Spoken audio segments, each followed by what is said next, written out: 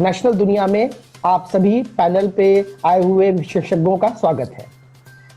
आज के समय में जिस तरह भारत की वर्तमान में स्थितियां जो हम लोग देख रहे हैं, चाहे वो बॉर्डर पे परिस्थितियां उत्पन्न हो, चाहे वह कोविड की जैसी महामारी जिससे पूरा देश एकजुटता के साथ सामना कर रहा है, ऐसे समय में बड़ा यह महत्वपूर्ण हो जाता है कि हमारे जो विशेषज्ञ उनका क्या विचार है और किस प्रकार देश इन दोनों फ्रंटों को मजबूती के साथ, पूरी तटस्थता के साथ कैसे इसको फेस करेगा। इसके लिए आज हमारे साथ पैनल में विशेषज्ञ हमारे बीच में नेशनल दुनिया में उपस्थित है।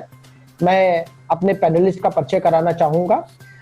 देश के पूर्व लेफ्टिनेंट जनरल आर.के. कारवाल हमारे बीच में उपस्थित हैं, जो कि रक्षा विशेषज्ञ हैं और जिन्होंने बड़ा लंबा समय अपना व्यतीत किया है सेना की सेवाओं में। मैं उनका नेशनल दुनिया में स्वागत करता हूं।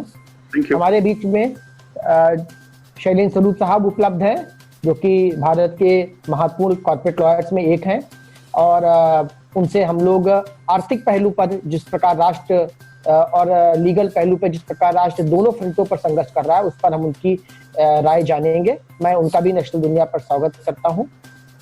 साथ ही साथ हमारे बीच में Indian council for astrological science के वाइस प्रेसिडेंट पंडित सतीश शर्मा जी उपलब्ध हैं, हमारे बीच में उपस्थित हैं।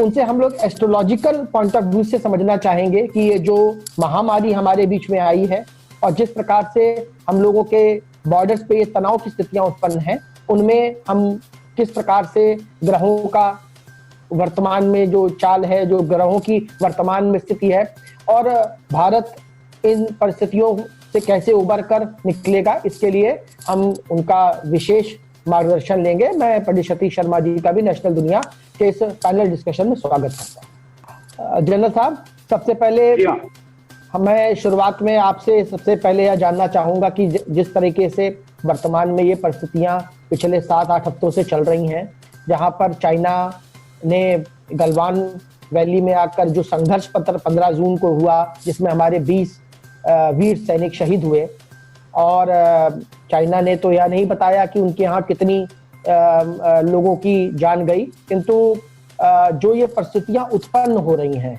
जहां पर ये कन्फ्रंटेशन की स्थिति है और जहां पर ये परिस्थितियां हैं कि जहां पर पाकिस्तान भी और उनके पूर्व राजनयिक भी लगातार यह विषय उठा रहे हैं कि भारत को 2 फ्रंटों पर युद्ध के लिए तैयार रहना चाहिए।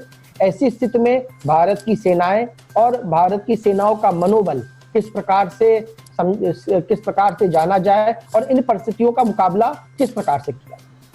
जहाँ तक मनोबल का सवाल है, भारतीय सेना को वो तो आसमान तक ऊंचा है, बल्कि उससे भी ऊंचा है। ये जो चीजें हैं कि 1 फ्रंट वॉर है या 2 फ्रंट वॉर में, इसमें कोई दिक्कत नहीं है। ये कि वही बार सोच चुके हैं इसके बारे में, जब भी वॉर गेमिंग होती है उसके बारे में ध्यान दिया जाता है। हाँ, ये जिस तरीके से शुरू हुआ है वो भी एक किस्म से ठीक है, क्योंकि चाइना जो भी आया है ये प्रिपरेशन करके आया है और ये एक रात में या एक हफ्ते या एक महीने में तैयार होकर नहीं आया है। इसको कई महीने लगे होंगे तैयार होने के लिए। और जैसे कि वहाँ की जगह है और वहाँ का माहौल है, ये कैंपेनिंग सीजन अप्रैल से सितंबर तक होता है, तो इतनी बड़ी फौज को उनको लाना, एक्सरसाइज के बहाने वहाँ कराना और ये सब कुछ करना काफी पहले सोचा होगा। तो कहीं ना कहीं हमारे जो इंटेलिजेंस एजेंसीज हैं, जो बाकी और एजेंसीज हैं, शायद उनको इसके बारे में पता हो सकता है, क्योंकि उनका काम है कि बॉर्डर के उस तरफ ज्यादा देखना। जो मिलिट्री का काम है वो तो बॉर्डर और हमारी तरफ के लिए देखना है। मनोबल से कोई हमारा इन चीजों से फर्क नहीं पड़ता, ऊंचा ही रहता है, हमेशा रहता है। और ये जब हुआ ये हमला गलवान में, जब चीन लोग आए और ये धोखे से जो भी किया इन्होंने और जो हमारे जवानों ने जवाब दिया उनको, तो उसमें काबिल तारीफ है। और इसी वजह से चाइना को एक किस्म का धक्का लगा।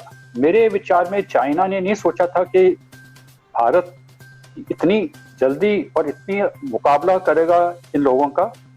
कुछ ही घंटों में पूरा हमला हुआ, मुठभेड़ हुई, हैंड टू हैंड फाइटिंग जिसे हम कहते हैं, और उसके बाद उनकी कैजुअलिटीज कहते हैं कि हमसे कई ज्यादा हैं। और इसी वजह है कि ये जो चीन इस कैजुअलिटीज को नहीं बताना चाहता है, ताकि उनके फौज के ऊपर मनोबल कम ना हो। और जहां और भी जो इतिहास में अगर आप जाएं तो कहीं भी ये जो चीनी हैं और इनके फाइटिंग कैपेबिलिटीज हैं, आमतौर पे इनका विश्वास रहता है फायर पावर पे। हैंड टू हैंड फाइटिंग में कभी भी इनका मुकाबला इतना अच्छा नहीं हो सकता कि जितना हम लोगों का है, क्योंकि उसके बहुत सारे कारण हैं। तो लेकिन जिस प्रकार से अभी कूटनीतिक रूप से ये पहल हुई है कि चाइना भी पीछे हटेगा, और जैसा कि सैटेलाइट इमेज की बात अभी आई है रिसेंटली कि 1 किलोमीटर पीछे हटा है, और भारत की सेनाएं भी 1 किलोमीटर पीछे हटी हुई हैं। पूर्व में भी देखा गया है कि कई बार ऐसे विषय आए, चाहे वो सन 1962 का युद्ध रहा हो, जहां पर चाइना ने पीछे हटने की तो बात कही, किंतु फिर पीठ पे छुरा भोंकने का भी काम किया है। तो क्या इनकी जो ये पॉस्चरिंग हो रही है कि हम पीछे हट रहे हैं, इसको कितना गंभीरता से लिया जाए, या ये किसी प्रकार का एक फिर से षड्यंत्र हो सकता है चाइना का, और अचानक जो उसकी प्रवृत्ति है धोखा देने की, उस प्रवृत्ति को वो पुनः दोहरा सकता है?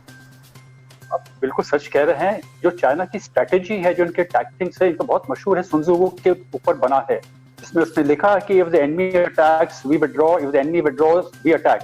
तो फिलहाल अभी ये जो डिसएंगेजमेंट हुआ है थोड़ा सा 1 किलोमीटर 1.5 किलोमीटर का, इसके बाद जो फौजें पीछे जाएंगे, ये मामला हल नहीं हुआ है, ये टेम्पररी पॉज पे रखा गया है। चाइना इतनी जल्दी वापस नहीं जाने वाला। जिस मकसद से आया था वो मकसद तो इसका पूरा विषय नहीं हुआ होगा।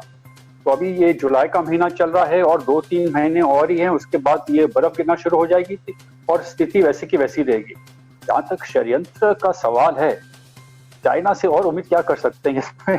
ऐसी करता रहेगा, पूरा एक कदम पीछे जाएगा तो 2 कदम आ जाएगा, ये भविष्य में दोबारा आएगा। ऐसी बात नहीं, ये खत्म नहीं, मामला खत्म नहीं हुआ यहाँ।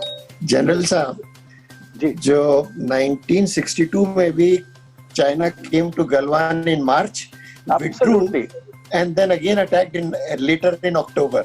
So absolutely right.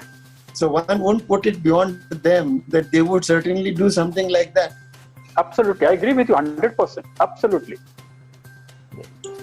स्वरूप साहब, जैसा कि स्थितियों में जनरल साहब ने बताया कि Can I interrupt for 1 minute? जी जी बिल्कुल। Sorry to interrupt, but the point is that the Indian Army today is not of the Indian Army of 62. Not that they were not. You're absolutely right. You're absolutely right. They were. It's not question of bravery. I'm not talking about a bravery point of view. No, everyone is equally brave. It is equipment, as you are aware कि 62 की war में फौज किस हालत में गई थी, क्या कपड़े थे उनके पास, क्या असला था, उसके तुलना में आज तो हम बहुत बहुत आगे हैं।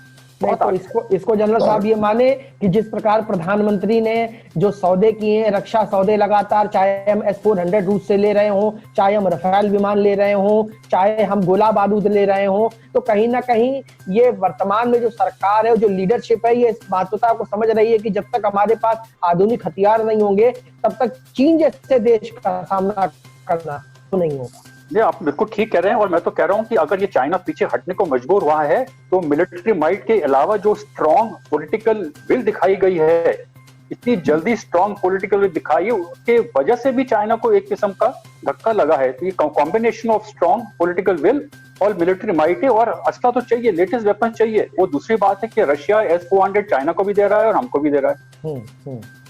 स्वरूप साहब, मैं आपसे ये जानना चाहूंगा कि नेशनल दुनिया के दर्शकों को ये 2 परिस्थितियों से देश गुजर रहा है, और आर्थिक मोर्चे जब तक मजबूत नहीं होते हैं तब तक सामरिक दृष्टि से या कूटनीतिक दृष्टि से बैकफुट पर पड़ना है। भारत ने 59 ऐप्स चाइनीज के बैन किए। आज खबर आई है कि अमेरिका भी इन ऐप्स को बंद करने की तैयारी कर रहा है। ऐसी स्थिति में कन्फ्रंटेशन, जहां पर सरकारी ठेके जो चाइना के हैं उनको निरस्त किया जा रहा है, जहां पर हम लोग पूंजी निवेश की बात करते थे देश में कि पूंजी निवेश भारत में हो ताकि भारत $5 ट्रिलियन की इकोनॉमी बन पाए। इन परिस्थितियों में जहां पर चाइना, जो कि एक हमारा पड़ोसी है और एक बड़ी संपन्न और तेजी से बढ़ती हुई इकोनॉमी रही है, तो क्या ये जो हमारा मिशन $5 ट्रिलियन का बनने का सरकार था, क्या ये इन परिस्थितियों में कॉम्प्रोमाइज हो जाएगा, और अगर नहीं होगा तो इन परिस्थितियों से कैसे उभरेगा? देखिए, ये परिस्थितियां जो हैं, may be it's a temporary setback. मैं इसको कहूँगा टेम्परेरी सेटबैक, कि आपको इकोनॉमिकली थोड़ा बैकफुट पे जाना पड़ा।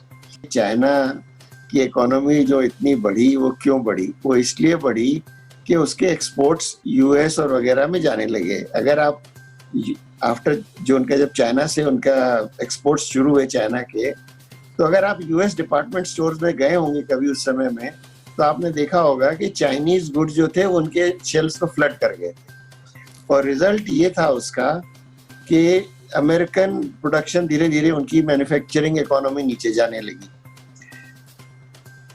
अमेरिकन कंपनीज ने बड़े बड़े प्लांट्स वहां लगा लिए चाइना में। क्यों? क्योंकि उनको उन्होंने इकोनॉमिक फैसिलिटीज ऑफर करी, आपकी पावर नहीं बढ़ेगी, आपको जमीन हम फ्री में दे रहे हैं, आपकी लेबर वेजेस हम 10 साल के लिए फ्रीज कर रहे हैं, तो वहां इन्वेस्टमेंट हो गया। लेकिन अब वो जो मार्केट जिसके बेस पे वो इतने बढ़े हैं, अगर वो मार्केट उनके लिए बंद होने लगेगा तो इकोनॉमिक इम्पैक्ट तो आएगा उसका। दूसरी चीज जो आपने बात करी एप्स की, एप्स इनविजिबल एक्सपोर्ट्स थे, क्योंकि उसका ये था कि उनको बिलियंस ऑफ डॉलर्स जो थे उनको जा रहे थे by way of advertising revenue etcetera. उस एडवर्टाइजिंग रेवेन्यू की वजह से या किसी वजह से उनके पास वो जा रहे थे जी। अब वो सब जो है वो बैन होने से वो सब ड्राई हो गया जी। मैं कहीं पढ़ रहा था कि उनके 4 से 5 बिलियन डॉलर का इंडिया से खाली रेवेन्यू था ये एप्स के ऊपर जी जी। अगर वो उनका रेवेन्यू बंद हो जाएगा, बंद हो गया है एक तरह से, और अगर वो यूएस भी सोच रहा है और वेस्टर्न यूरोप भी सोच रहा है, तो उसका इम्पैक्ट यहाँ नहीं रुक रहा, उसका इम्पैक्ट फिर ग्लोबल उनके ऊपर जा रहा है। तो उनका और जगह लगभग 20 करोड़ के आसपास लोग भारत में जुड़े हुए थे टिकटॉक जैसे ऐप में, ऐसा डिटेल निकल के आया है। तो एक बहुत भारी संख्या टिकटॉक को यूज कर रही थी भारत में, तो निश्चित रूप से जो आप फिगर कह रहे हैं वो कम से कम इतनी मालूम देती है जी। तो उसका रिजल्ट ये होगा कि उनकी इकोनॉमिक स्ट्रेंथ वीक होते जा रही है। अच्छा, इंडिया जो इकोनॉमिक स्टेबिलिटी तो प्रोवाइड करती है, लेकिन मोस्ट इम्पोर्टेंट जो भारतवर्ष का है वो ये है कि यहाँ लीगल फ्रेमवर्क एग्जिस्ट करता है जिसको हर एक आदमी अप्रोच कर सकता है। चाइना में जो जुडिशियल सिस्टम है, लीगल फ्रेमवर्क है, वो ओरिएंटेड है मोर टुवर्ड द चाइनीज, वो चाइनीज की तरफ वो है उसका झुकाव। तो रिजल्ट ये है कि अगर आपको कुछ चीज एनफोर्स करने जाना है चाइना में, तो बहुत हर एक फॉरेन कंपनीज को बहुत डिफिकल्टी होती है एनफोर्स करने में अपने राइट्स जी। आप कहना चाहिए इंटेलेक्चुअल प्रॉपर्टी का प्रोटेक्शन है ही नहीं वहां वर्चुअली, कि लोग कॉपी करते हैं और आप कुछ नहीं कर सकते। हमारे कलीग चाइना गए थे एक 2 व्हीलर्स के प्रोजेक्ट के लिए, आपको छोटा सा उदाहरण देता हूँ। तो चाइना होंडा की जगह एक मोटरसाइकिल बना रही है होंडा, उन्होंने बस जी लगा दिया और डिटो कॉपी होंडा की जी। अगर अब होंडा उसको चाहे ऑब्जेक्ट करने को तो क्या करेगा, वहां कोई राइट नहीं है उनके पास। तो ये सब चीजें जो हैं अब ये उभर के आ रही हैं और भारतवर्ष में ये सब प्रोटेक्शन अवेलेबल होगा। तो इसलिए मैं ये नहीं समझता कि भारतवर्ष में फॉरेन इन्वेस्टमेंट में कुछ इम्पैक्ट आएगा इसका। ऑन द कॉन्ट्रेरी, चाइना के कॉन्डक्ट से भारतवर्ष की अपॉर्चुनिटी बन गई। और मैं ये देखता हूँ कि $1 ट्रिलियन की जो इकोनॉमी है, मे भी 2 साल नहीं 5 साल लगेंगे, लेकिन हम पहुंच जाएंगे। क्योंकि अगर वेस्ट वहां से उखड़ेगा तो जाएगा, अगर उनको चीप देना है तो जाएगा कहाँ। सतीश शर्मा जी, ये जहां तक रणनीतिक पहलू की बात रही, जहां पर बॉर्डर्स की बात हो, जनरल कारवाल साहब ने हम लोग को बताया, आर्थिक पहलू पर स्वरूप साहब ने बताया। अब विषय आता है एस्ट्रोलॉजी का, क्योंकि ये एक ऐसा विषय है जहां पर हम लोग सारी चीजों की संरचना और सारी चीजों का अध्ययन करते हैं। तो हम आपसे ये जानना चाहेंगे कि जो वर्तमान में स्थितियां जो तनाव की बनी, साथ साथ में कोरोना जैसी महामारी का आना, एक साथ इतने सारी परिस्थितियों का उत्पन्न होना, इसके पीछे क्या कारण है? अगर एस्ट्रोलॉजी पहलू पे देखा जाए तो इसके पीछे क्या कारण है? और ये जो तनाव बढ़ा है, क्या ये बरकरार रहेगा? ये सिर्फ पॉस्चरिंग है कि हम पीछे हट रहे हैं, या अब तनाव जो स्थितियां बनी है, जैसे जैसे धीरे धीरे कोरोना नीचे आएगा, वैसे वैसे क्या ये तनाव से भी लोगों को मुक्ति मिलेगी, या ये गतिविधियां जारी रहेंगी? चीन को ये भ्रम हो गया था कि हम इंडिया को जीत सकते हैं।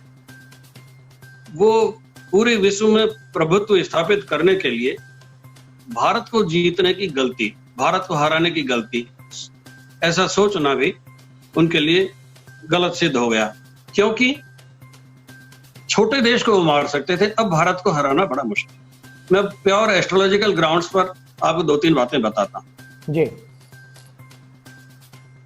कम्युनिज्म अपनी आखिरी सांसें ले रहा है। पुतिन का प्रभाव, राष्ट्रपति पुतिन का प्रभाव रूस में सन 2000 से बढ़ रहा है और अब उन्होंने और अपना बढ़ा लिया है। मार्क्स ने जो थ्योरीज दी वो रूस में ही फेल हो गई। चीन में अब कम्युनिज्म नहीं है, चीन और रूस दोनों हैं डेमोक्रेटिक सिस्टम्स को या कैपिटलिज्म के नियमों को अपना रहे हैं, परंतु डिक्टेटरशिप चीन में है। तो ये अपनी अंतिम सांस से ले रहा है। इसलिए ये डिक्टेटर जब तक हैं शक्तिशाली तब तक इन देशों की व्यवस्थाएं चलेंगी, बाकी की ध्वस्त हो जाएंगी। रूस में डेमोक्रेटिज्म जो है, डेमोक्रेसी बहुत अच्छे रूप में आ गई है और पुतिन उसको सही रास्ते पर ले जा रहे हैं। वहां डिक्टेटरशिप का एलिमेंट इतना ज्यादा नहीं, परंतु चीन में जो प्रभुत्व है नरेंद्र मोदी के मुकाबले वो कमजोर है, बहुत जल्दी ढह जाएगा और चीन का विखंडन हो जाएगा। मैं आपको एक महत्वपूर्ण बात और बताता हूं, उसका वास्तुशास्त्र से संबंध है। जब से लद्दाख को, तिब्बत को चीन ने कब्जे में किया है, तब से उसका वास्तुशास्त्र सुधर गया है, उसका साउथ वेस्ट एरिया बढ़ गया है। जिस दिन तिब्बत को स्वतंत्र देश घोषित कर दिया जाए या चीन से छीन लिया जाए, दूसरी तरफ केवल रूस कर सकता है या रूस, कोरिया और जापान मिलकर कर सकते हैं। मंगोलिया से लेकर जापान सागर तक जो बेल्ट है समुद्र की, उस पोर्शन को, जो कि नॉर्थ ईस्ट बढ़ा हुआ है एक देश का, चाहे देश का हो चाहे घर का हो, जब नॉर्थ ईस्ट बढ़ा रहता है तो वो लोग आगे बढ़ते हैं। उसको अगर छीन लिया जाए तो चीन का विखंडन हो जाएगा। अगले 5-6 साल में यह घटना हमको देखने को मिलेगी कि चीन का विखंडन की प्रक्रिया बहुत तेज हो गई। अभी तो वहां एक रिवॉल्ट होना है अंदर। दूसरी तरफ चीन पीछे हटता है तो भी वही स्थिति है। हर हालत में चीन के प्रेसिडेंट की, चीन के मनोविज्ञान की, चीन के राष्ट्रवाद की हार है। उस देश में एक बड़ा फ्रस्ट्रेशन अब आने वाला है और ये वैसी स्थिति हो गई कि कमजोर मनोबल वाला एक लड़का मोटे 2-3 लड़कों को भी पीट सकता है। परंतु हमारे राष्ट्र का मनोबल तो प्रधानमंत्री के कारण बहुत ऊंचा है। हमारी सेनाएं तो सदा से ही अच्छी थी, अभी भी अच्छी हैं, खाली पॉलिटिकल विल कमजोर थी। हमारे सेनापति सदा से ही अच्छे रहे हैं, मरने मारने में यकीन रखते हैं, जीत कराने की इच्छा रखते हैं। इन देशों पर तो हमने शासन किए हैं। आज ये स्थिति इसलिए आ गई कि पॉलिटिकल विल बहुत कमजोर थी। तो मैं 2-3 बातें ज्योतिष के दृष्टिकोण से आपको फिर कह रहा हूं कि चीन के राष्ट्रपति कर्क राशि के हैं जी। चीन देश की खुद की जन्म लग्न कर्क राशि है और कर्क राशि के लोगों के दुर्दिन चल रहे। चीन की वर्ष लग्न भी कर्क हो गई है। ज्योतिष में मान्यता है कि जो जन्म लग्न हो वही वर्ष लग्न हो जाए तो द्विजन्मा योग कहलाता है और मृत्यु तुल्य कष्ट झेलना पड़ता है। चीन की सेना का, चीन के राष्ट्रपति का जो अपमान इस समय हुआ है जी। हमारे केवल 20 सैनिकों के बलिदान ने चीन का नाश कर दिया। और इतने हमारे जो प्रधानमंत्री हैं इतने प्रतिभाशाली हैं कि 20 सैनिकों के बलिदान से उन्होंने सिचुएशन को एक्सप्लॉइट कर लिया है और जबरदस्त संदेश सारी दुनिया में दे दिया। देखिए साहब, एक राष्ट्र की विजय में 20 सैनिकों का बलिदान कुछ भी नहीं होता। एक राष्ट्र के लिए ये कीमत बहुत कम है, परंतु हम जानते हैं 20 सैनिक हमारे लिए कितने कीमती हैं और उनका कितना सम्मान हमारे देश में हुआ है। एक पूरे राष्ट्र को युद्ध से हमारे प्रधानमंत्री ने बचा लिया है। पहले सर्जिकल स्ट्राइक करके भी पाकिस्तान में पूरे देश को एक युद्ध से उन्होंने बचा लिया था और यही हमारी नैतिक जीत है। रही बात अमेरिका की, अमेरिका इस समय उतना शक्तिशाली नहीं। कोरोना की मार भी बहुत भयंकर पड़ी है। कोरोना के बारे में वैज्ञानिकों की मिथ्या धारणाएं हैं। इंडियन माइथोलॉजी के बारे में मैं जरूर कहना चाहूंगा कि 84 लाख योनियों में से एक योनि कोरोना भी है। आज आप एक डॉक्टर के पास जाते हैं, वो कहेगा मलेरिया है या वायरल है। डॉक्टर को खुद को नहीं पता कि 50 वायरल में से कौन सा वायरस है उसका। वो एक दवा दे देता है, मरीज को भी पता है, डॉक्टर को भी पता है 3 दिन में ठीक हो जाने वाला, अपना आप ही ठीक होगा। कोरोना भी ऐसा ही हो जाएगा, 3 दिन में ठीक हो जाने वाला हो जाएगा। परंतु कोरोना 84 लाख योनियों में से एक है सदा सदैव के लिए जिंदा रहेगा। इस समय शक्तिशाली है, थोड़े दिन में डाइल्यूट पड़ जाएगा। आप सभी पैनलिस्ट का बहुत बहुत धन्यवाद नेशनल दुनिया पर आने के लिए और हमारे दर्शकों को, हमारे पाठकों को अपनी विशेषज्ञ राय देने के लिए। ये समय आ गया है जब भारत को सारी परिस्थितियों से लड़कर पुनः अपनी अर्थव्यवस्था को पटरी पर लाते हुए और अपने पड़ोसी राज्यों को उनको दो टूक जवाब देते हुए आगे बढ़ना है। हम उम्मीद करते हैं कि वर्तमान की लीडरशिप अपने कहे पर खरी उतरेगी और भारत को एक महाशक्ति और $5 ट्रिलियन बनने की जो एक प्लानिंग है सरकार की, उसके ऊपर कामयाबी मिलेगी। बहुत बहुत धन्यवाद। Thank you. Thank you.